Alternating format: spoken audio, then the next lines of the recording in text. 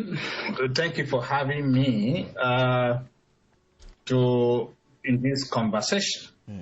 The truth of the matter, therefore, is that the state houses of assembly across the federation are purely in the pocket of the state governors. So I also want you to reflect or to tell me any state house of assembly member that is strong, that can actually checkmate the government. The truth of the matter is that even in the state house of assembly members, how many of them actually sponsored their election?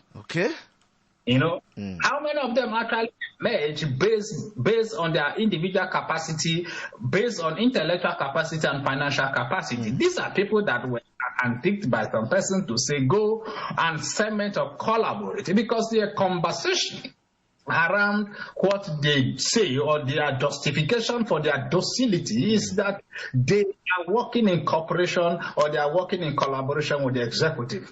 And I'm saying, and I need you to understand, that virtually all the states, for instance, the state lawmakers are purely in the hands of the state government. Sure, the first thing the state governor does, the first thing the state governor does is to take over the control of the state house of assembly, because you need the state. When you take over the control of the state house of assembly, you can borrow money, you can spend state resources without any opposition voice. This is what happens in reality, Bishop.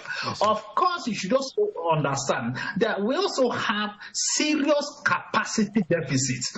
Serious capacity deficits in the sense that by the time you engage some of these lawmakers, you now realize that their capacity deficit is so amazing or is so shocking that many of them do not even have capacity. They do not even have the understanding why they are lawmakers. Their own understanding of being lawmakers is that whereas they have access to state resources.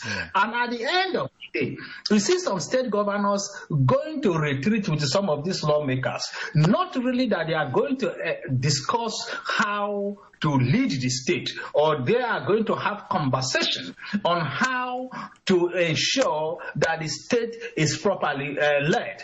Lawmakers in the State House of Assembly, and I say this with all sense of responsibility, clearly do not have the capacity to checkmate the governors. The governor is the Lord.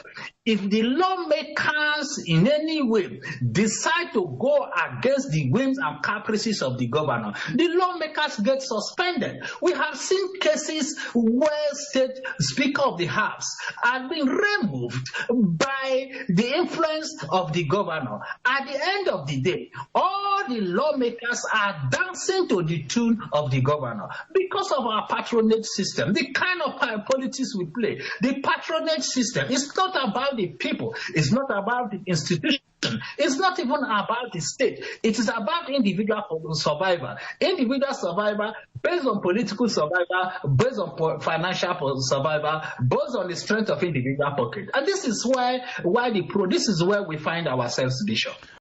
How many lawmakers actually study the appropriation bill, the budget system? The only place most of them are interested is what comes to them. How many of them actually have good knowledge of the bill before them or the appropriation bill, let alone studying them or raising issues? How many lawmakers have actually argued appropriation bill before them in the presence of the governor? The governors just go, as we see in the federal level, the governors just go to the allo chambers for rituals. He goes there, everybody claps, and they take pictures, and he leaves. As a matter of fact, some of these guys even start spending money whether appropriation has been done or not. So I am saying, therefore, that we should forget this ideal situation that we talk in terms of the Constitution. And don't also forget, if the conversation is about the ideal situation, even the local government has councillors as their legislative organ.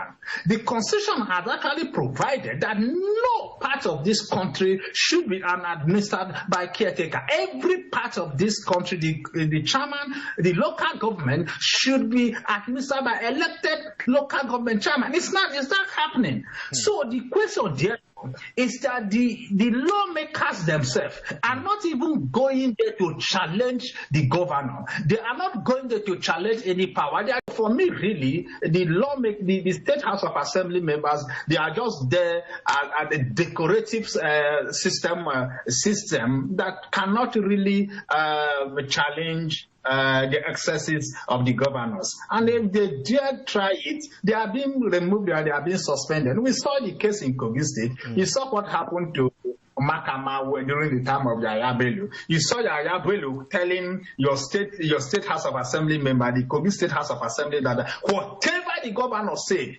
everything they must obey. Didn't you listen to the video? Didn't you watch the video? He said it to them. And that is how these guys fight. Do not fault the governor. Whatever the governor says, everything you must agree with it. And this is what it is. The State House of Assembly members are seen as the governor's boys.